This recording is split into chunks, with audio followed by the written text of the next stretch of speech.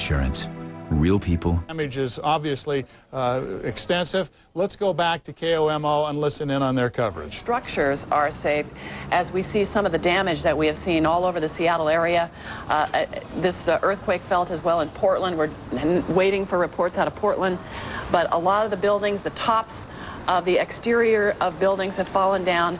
And so far, no major reports of injuries, although we're checking with the hospitals now to see what's happened. But so far, really, the city comes through remarkably well, considering this was a 6.4, 6.5 magnitude quake. There's the Icon Grill, a building, a restaurant in downtown Seattle.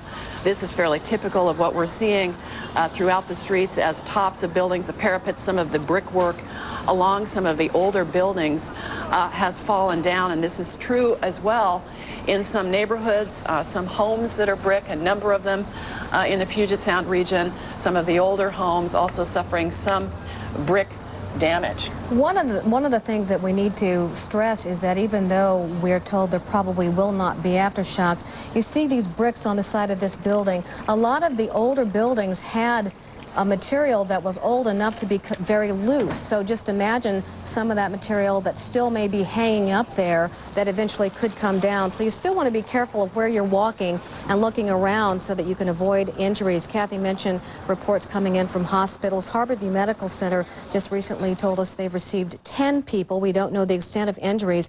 This video here is from our own security cameras inside Fisher Plaza. And that's kind of what was happening as I was out in the hallway wondering, is this construction going on next door? Right. No, folks, this is an earthquake, and I stood under a doorway. I just stood right under a doorway. Yes. Under my desk. I'm not afraid to say that. You do have to put safety first. Now, the state has opened the Emergency Response Center at Camp Murray. That's all coming together. Liz, we're looking now at pictures of the Space Needle, which is where you were. I actually shot this video a short time ago, Connie. We decided this is our signature here. How did the Space Needle fare? It's right across the street from our studios here. So I went over there, learned that there are 30 people who were at the top at the time the quake hit. Some of them very frightened, as you might imagine. Some of them not so frightened. These children were not among them. These children are actually coming out of the nearby Science Center.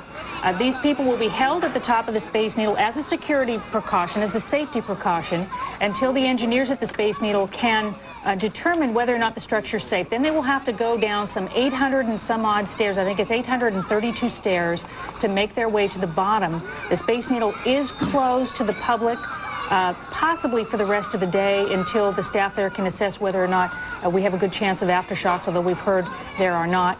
And I encountered about 30 people at the base of the Space Needle there in the shop waiting to go up to the top for luncheon. Somebody kind of scared there, but getting a lot of comfort from someone, a lot of children shaken and rattled by this, as we all were. Right now, let's check with Steve Poole. He's in our weather center. And Steve, what can you tell us about this quake? Well, thanks very much, Kathy. Yeah, there are so many stories emerging from all of this. But first of all, I want to give you a sense of sort of the geological makeup of the Puget Sound Basin, because it's very important to understanding what has happened here. If you go back far enough, this whole area was formed by glaciers as it sort of dug out Puget Sound. And as those glaciers retreated, they left behind a lot of just glacial till, they call it, sort of a gravel type stuff. There's a very interesting experiment that's been performed where you could take some wet sand that appeared to be very hard and set a brick on top of it. Then when you were to take that sand and shake it rather rapidly, the brick will actually sink right into the sand. That's that concept of liquefaction that goes on, and that's what's going on underneath this area once we get an earthquake, especially one of this particular magnitude. There are going to be so many stories about where people were. Let me tell you mine.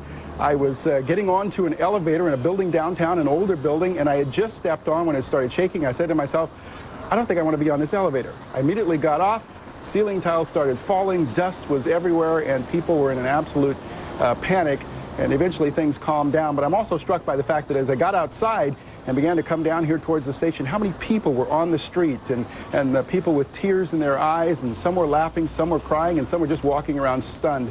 Truly, truly an amazing scene. And there's so many things in your life that sort of revolve on split-second decisions, and I don't think I'll ever forget that feeling of, you know, I think I'm going to get off of this elevator. So just one of the many stories I'm sure that will emerge from all of this. In checking some of the history here, we're going to show you a map once more of the location here of the earthquake. And checking back some of the history around the area here, one of the largest earthquakes in the U.S. occurred in 1949 here in the state of Washington, and it was also near Olympia. Interestingly enough, 8 people were killed in that particular earthquake. Now, one other quick thing I want to go through is the concept of this Juan de Fuca plate. You're going to hear an awful lot about this. What's happened is off our coastline, and the Earth's surface is made up of a series of plates, and these plates are constantly in motion.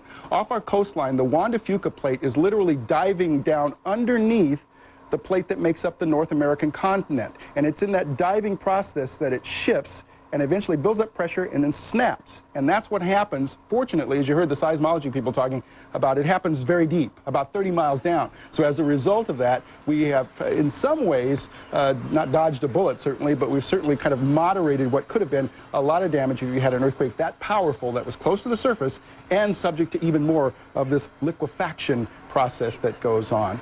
So that's it here from the Storm Center. We'll be back more. I'm going to continue to kind of look into some of the earthquakes that have occurred around the nation, around the world, really, to give you some perspective and let you know what you have been through in relation to other great earthquakes that have occurred. This one will be remembered a long time, no question. Back to you guys. Thank you, Steve. We're getting calls from people now at Whistler up in British Columbia.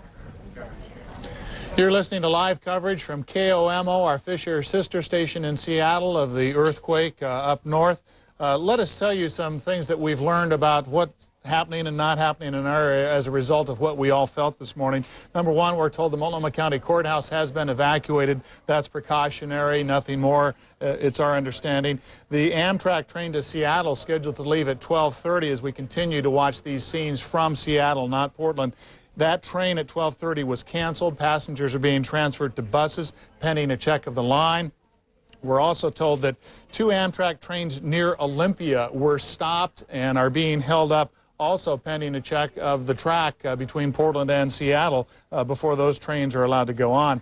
A report of possibly minor damage in the Portland area we're hearing right now has to do with the Veterans Hospital up on the hill. Building number 16 up there apparently has a slight crack of some sort that is now being investigated, but all the VA hospital patients are absolutely fine and there's no cause of concern right now. Let's check with state of Oregon officials right now to see what they're hearing in Salem from throughout the state. Joining us right now on K2 News is John Coney with Governor Kitzhaber's office. John, thanks for being with us. And what are you hearing in your office relative to reports of damage or possible injuries throughout the state of Oregon? Well, not a lot at this point, Paul. Things are pretty steady as she goes down here in Salem. We definitely felt the quake. The governor actually is in Washington, D.C. right now. He's been in contact with our chief of staff, and we're just trying to stay in close contact with the state police to see if there are any injuries. We haven't heard of anything yet, though. Any word on damage that you're aware of that we should be concerned with anywhere in the state as yet, John? Not that we've heard. Everything down here seems to be fine. We're staying in close contact with state officials across the state, but we haven't heard of anything yet. What did you feel personally this morning, John? It was a good shaking we got down here, but this building was actually just retrofitted since the 1993 spring breakquake, so everything was fine. It just rolled a bit though. And the governor is in Washington D.C., so no alarm there. No, he did not feel it. Any message for the citizens of our state relative to what they should be concerned with now, if anything at all? Well, just keeping an eye on your friends and neighbors, and it's important not to panic, and just keep an eye on folks and stay tuned. John Coney, Governor Kitzhaber's office in Salem, reporting into K2 News at this hour. John, we appreciate it.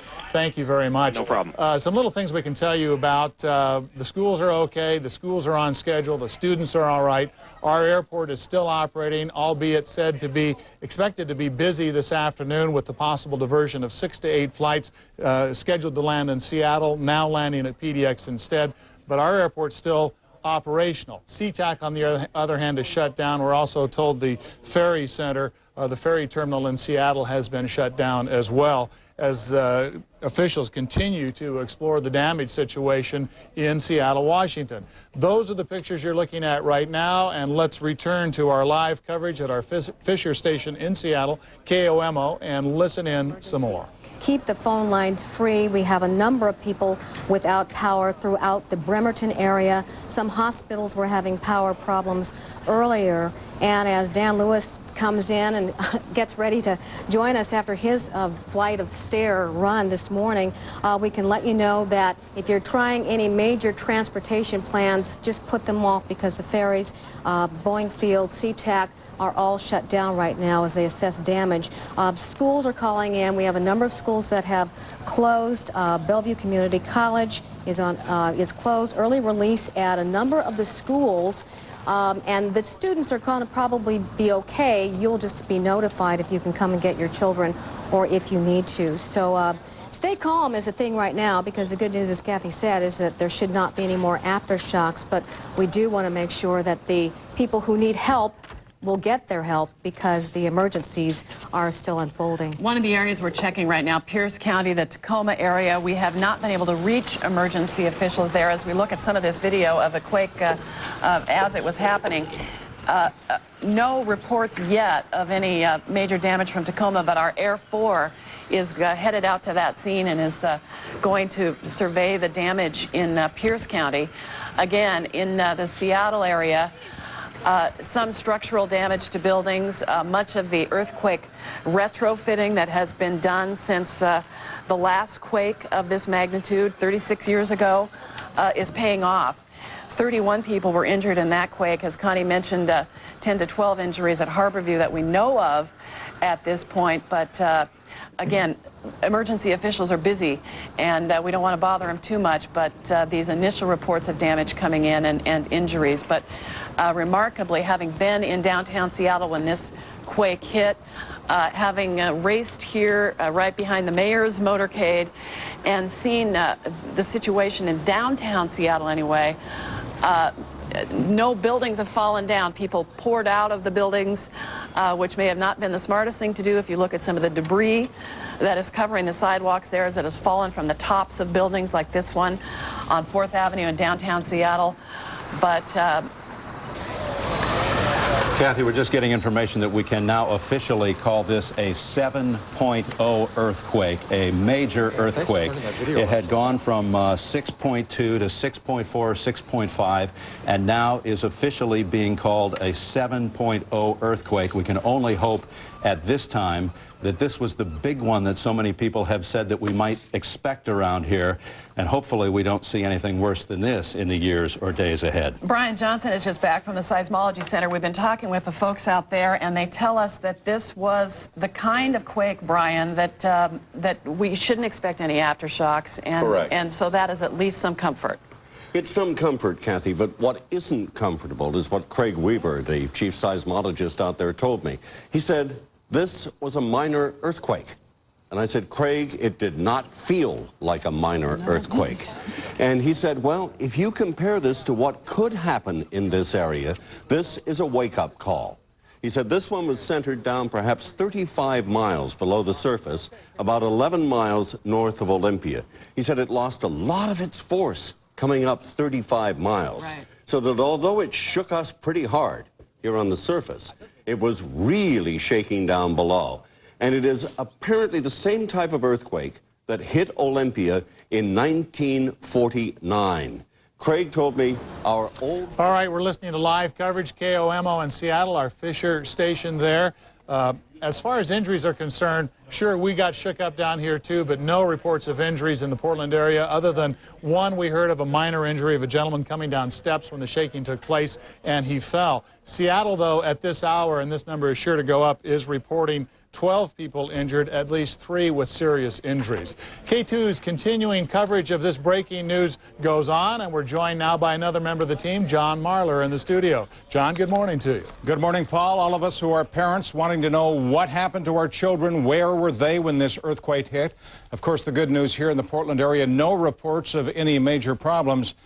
and yet you still wonder, how did the kids get through this? We have some insight of that now. Lloyd Meskimen is with us. He is a researcher with Washington State University. He was in Jefferson High School when this happened. First of all, what were you doing there? And we'll roll the videotape.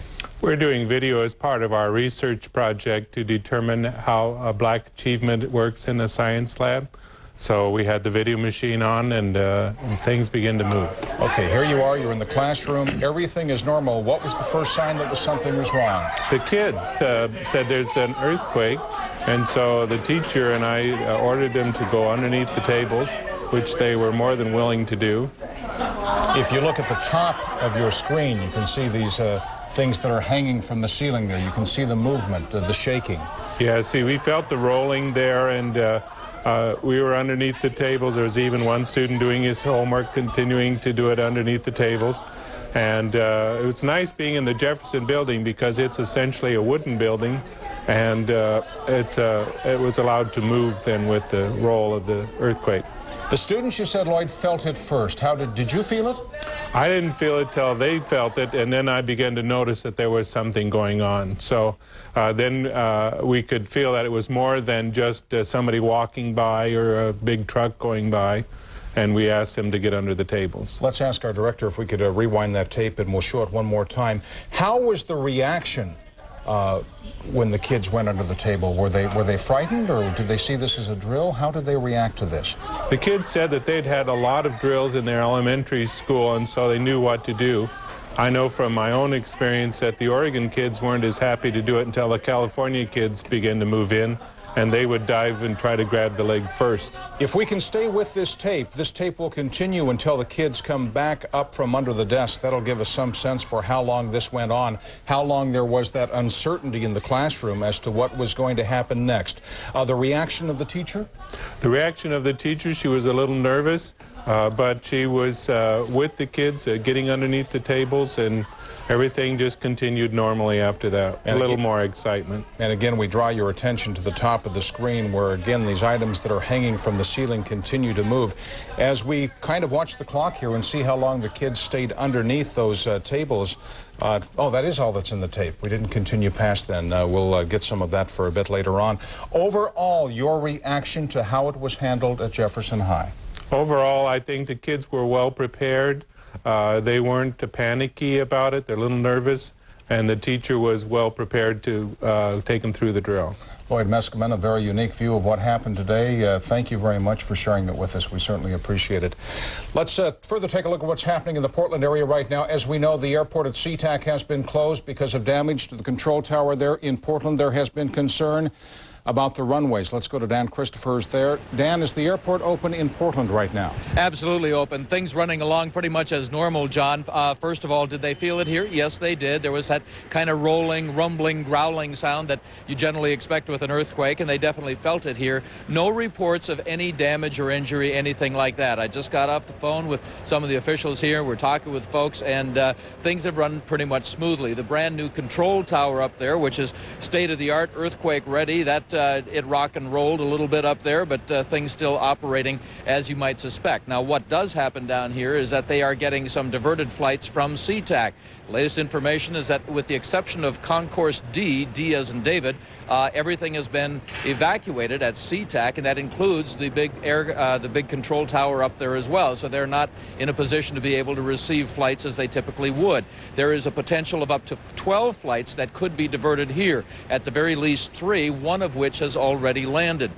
We just arrived at the airport right now and hadn't had a chance to talk with any of those who got here. But as far as what happens to those planes, pretty much it is up to the discretion of the pilot as to what to do. If they choose to sit here on the tarmac and refuel and then try once again a little bit later to go back to Seattle or some other destination, that is up to the captain. If they choose to dismiss the people here, that again is up to the captain. So that's a matter of determining how that's going to work out. So as far as those who are coming and going from PDX, things looking pretty good. No word of damage at all. We're going to check more thoroughly, but the best information from the top executives is that things running as you might expect them out here. Back to you.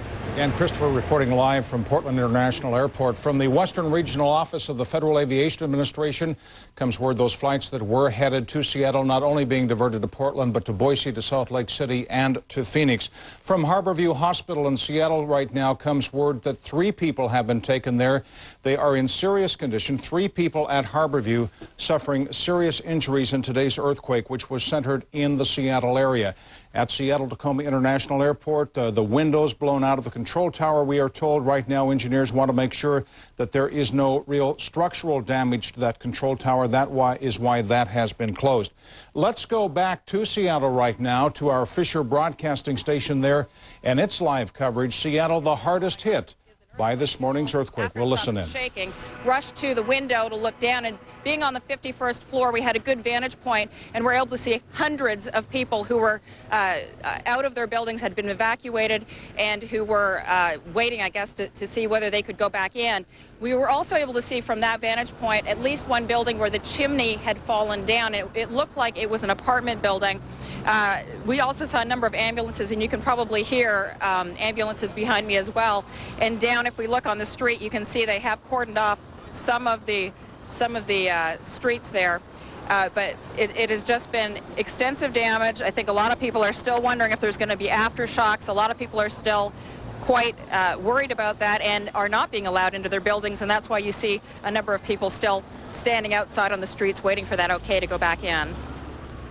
Now, from the Seismology Center, just to reassure folks that we should not expect any major aftershocks because of the depth of this earthquake. But up there on the 51st floor, did the windows go out in your building? I mean, we've seen buildings all over town. Did the windows stay intact? The windows did stay intact at 2 Union Square, although I have to say by the time we were actually able to go down the elevator to the lobby, there was some extensive damage in the lobby. There were ceiling tiles, probably 24, in the lobby just above the staircase that had all fallen down. They had already cordoned off that area by the time we were able to get down there, which was probably a good 20 minutes after it had happened, just because they were telling us to stay up there. It wasn't safe to take the elevators.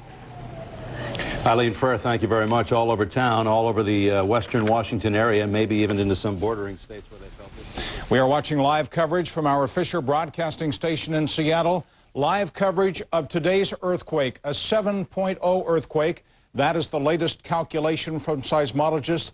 This centered just a little bit south of Seattle. Seattle bearing the brunt of this.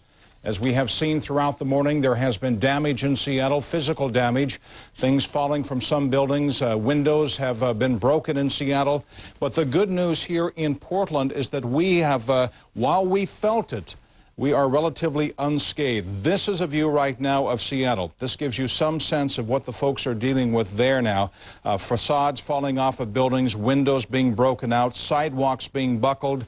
We do know there have been some injuries. The most recent report, 3 people in serious condition at Harborview Hospital in Seattle. The update on the airplane situation. SeaTac Airport remains closed. Flights being diverted, some of them here to Portland. There was concern about the structural integrity at the Portland airport, of the control tower there, of the runways.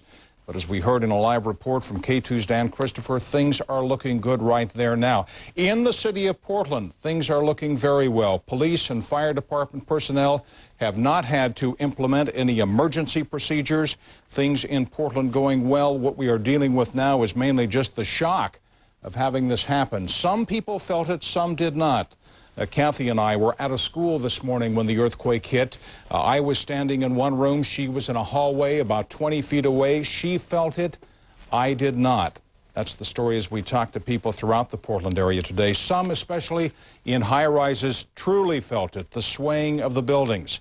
As we look back a little bit in history, we can look back to the most recent quake of this magnitude, the closest one to it. That was a 5.6 earthquake in the Scotts Mills area. That was in 1993. That did some considerable damage in that area. One of the things we remember that in the time that has passed, there has been considerable upgrading of structures to meet earthquake requirements. We continue our team coverage on K2, the breaking news station. Right now, let's go to Paul in the newsroom. Paul? John, latest report from Seattle is at least 17,000 people are said to be without power at this hour as a result of the earthquake. 17,000 folks with no power in the Seattle area, and it's hard to know if that number will grow and how long those people will be without power. Let us give you some perspective on what took place this morning, though. Officials tell us that a 6 magnitude quake can cause severe damage. A magnitude 7 can cause widespread heavy damage, but we're learning that's a relative term this morning. The experts we're talking to tell us this was a deep quake, about 30 miles into the earth. A shallow quake causes much more extensive damage. And to give you further perspective, a 5.0 quake that struck the Puget Sound area in January of 1995 was described as the strongest to hit that area in 30 years. That since the 6.5 earthquake struck in April of 1965. 31 people were injured back in 1965. And some old-timers will remember back in 1949, a 7.1 quake near Olympia. And remember, the epicenter of this quake, about 11 miles north of Olympia. That 1949 quake was responsible for the death of 8 people. Most others will remember the Northridge quake that struck Los Angeles in January of 1994. That caused $40 billion in damage and killed 72 people, and its magnitude was 6.7 compared to the 7 that they felt today in the Seattle area. But once again, the experts that we talked to via both KATU News and our sister KOMO News this morning earlier told us this damage would not be as great because the earthquake was deeper than those that I just mentioned. And for another thing, no aftershocks are expected to this deep quake. John, we can tell you, too, before we send it back to the studio and as we continue to watch Seattle's continuing coverage, no tsunamis, no seismic wave activity expected whatsoever on the coastline of Oregon or Washington as a result of what happened this morning. Paul, if you're living here in the Portland area, it is very good news indeed after the earthquake. But as some have pointed out already, this can indeed be a wake-up call for the Pacific Northwest. We are very much in earthquake zones, and we know it could be much worse. Back in '93, that Scotts Mills earthquake doing about $30 million worth of damage. Let's talk about the magnitude, because this has varied throughout the day. Right after the earthquake hit, initial reports started in the 4-point-something range. Now we're looking at reports ranging from, depending upon your source, an earthquake with a magnitude of 6.2 on the Richter scale to 7 on the Richter scale. Right now, we are going with that 7.0 magnitude. This is coming to us from the National Earthquake Information Center. But just a little bit of perspective, this is likely to change. What happens is there are a lot of calculations which have yet to be made, a lot of seismographs from different areas which need to be studied, and all of that information coordinated. And it is very possible in the next few hours, even in the next few days, that this magnitude of this earthquake could be upgraded or downgraded. Again, we're looking at live pictures from downtown Seattle. This is the area that was hardest hit. Hard hit in the sense that buildings swayed, especially in the older section of town here. You can see there bricks falling off the side of that building, exposing a room up on the upper floor. Much of this area of Seattle has been earthquake-proofed, if you will, throughout the years, but some of the older buildings still not up to the earthquake standards. And as you can see, when an earthquake of this magnitude hits, there is damage. Here in Portland, buildings swayed downtown. People left buildings immediately. There was a lot of concern about what was going to happen next. Paul has pointed it out. It is worth repeating. It is on your screen right now. No aftershocks are expected. That is indeed the very good news. This earthquake, believed to be centered about 30 miles underground. It is a deep, deep earthquake. And that is why we wouldn't be having the aftershocks. Let's return now, listen in to our Fisher Broadcasting Station in Seattle, again, the area closest to the epicenter of this earthquake. I'm one of the bartenders, and the bar began to wave through it. It looked about 2 feet, and the entire bar came down.